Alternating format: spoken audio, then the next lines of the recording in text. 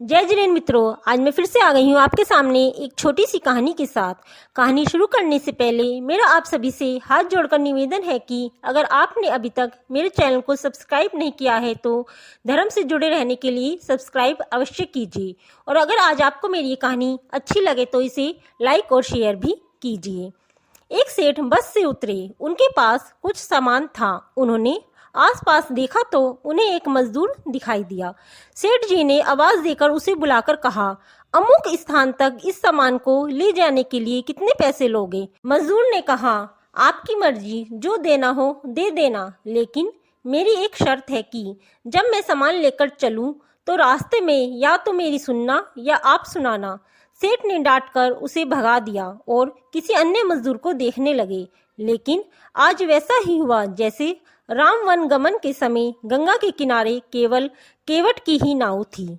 मजबूरी में सेठ ने उसी मजदूर को बुलाया। मजदूर दौड़कर आया और बोला, मेरी शर्त आपको मंजूर है? सेठ ने स्वार्थ के कारण हाँ कर दी। सेठ का मकान लगभग 500 मीटर की दूरी पर था। मजदूर सामान उठाकर सेठ के साथ चल दिया और बोला, सेठ जी, आप कुछ सुनाओगे या मैं सुनाऊं? सेठ ने कह दिया कि तू ही सुना। मजदूर ने खुश होकर कहा, जो कुछ भी मैं बोलूं उसे ध्यान से सुनना। यह कहते हुए मजदूर पूरे रास्ते बोलता गया और दोनों मकान तक पहुंच गए। मजदूर ने बरामदे में सामान रख दिया। सेठ ने जो पैसे दिए ले लिए और सेठ से बोला, सेठ जी, मेरी बात आपने ध्यान से सुनी या नहीं? सेठ ने कहा, मैंने तो तेरी एक बात भी नहीं सुनी, मुझे तो बस अपना काम निकालना था। मजदूर बोला, सेठ जी, आपने जीवन की बहुत बड़ी गलती कर दी। कल ठीक 7 बजे आपकी मौत होने वाली है। सेठ को गुस्सा आया और बोले, तेरी बकवास बहुत सुन ली, जा रहा है या तेरी पिटाई करूं? मजदूर बोला, मारो या छोड़ दो, कल शाम को आपकी मौत होनी है। अब भी मेरी बात ध्यान से सुन लो। अब सेठ थोड़ा गंभीर हुआ और बोला, सभी को मरना है। अगर मेरी मौत कल शाम को होनी है तो होकर रहेगी, इसमें मैं क्या कर सकता हूँ? मजदूर बोला, तभी तो कह रहा हूँ कि अब भी मेरी बात ध्यान से सुन लो। सेठ बोला, सुना, ध्यान से सुनूंगा। मजदूर ने कहा, मरने के बाद आप ऊपर जाओगे तो आपसे यह पूछा जाएगा कि हे मनुष्य, पहले पाप का फल भोगोगे या पुण्य का? क्योंकि मनुष्य अपने जीवन में पाप पुण्य दोनों ही करता है।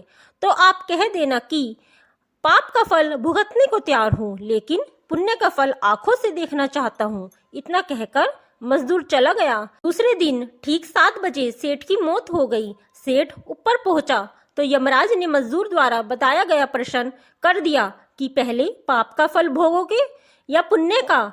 सेठ ने कहा, पाप का फल भुगतने को तैयार हूँ, लेकिन जो भी जीवन में मैंने पुण्य किया हो उसका फल आंखों से देखना चाहता हूँ। यमराज बोले, हमारे यहाँ ऐसी कोई व्यवस्था नहीं है, यहाँ तो दोनों के फल भुगतने पड़ते हैं। सेठ ने कहा कि फिर मुझसे क्यों पूछा, और पूछा है तो उसे पूरा करो। धरती पर तो अन्याय होते देखा है, पर यहाँ पर भी अन्याय है। यमराज ने सोचा, बात तो यह सही कह रहा है, इससे पूछकर बड़े बूढ़े फंसे। मेरे पास कोई ऐसी पावर है ही नहीं जिससे इस जीव की इच्छा पूरी हो जाए। विवश होकर यमराज उस सेठ को ब्रह्मा जी के पास ले गए और पूरी बात बता दी। ब्रह्मा जी ने अपनी पोथी निकालकर सारे पन्ने पलटे, लेकिन उनको कानून की कोई ऐसी धारा या उपधारा नहीं मिली जिससे जीव की इच्छा पूरी हो सके। ब्रह्मा जी भी विवश होकर यमराज और सेठ को साथ लेकर भगवान जी के पास पहुंचे और समस्या बताई। भगवान जी ने यमराज और ब्रह्मा से कहा, जाइए अपना अपना काम देखिए। दोनों चले गए। भगवान जी ने सेठ से कहा, अब बोलो, तुम क्या कहना चाहते हो? सेठ जी बोले, भगवान, मैं तो शुरू से एक ही बात कह रहा हूँ कि पाप का फल भुगतने को तैयार हूँ, लेकिन पुण्य का फल आंखों से देखना चाहता हूँ। भगवान बोले, धन्य है वो सतगुरु जो तेरे अंतिम समय में भी तेरा कल्याण कर गया। अरे मूर्ख, उसके बताए उपाय के कारण तू मेरे सामने खड़ा है। अपनी आंखों से इससे और बड़ा पुण्य का फल क्या देखना चाहता है?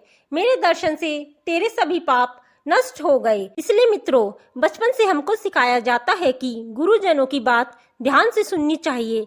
पता नहीं कौन सी बात जीवन में कब काम आ जाए। जय जिनेंद्र मित्रों।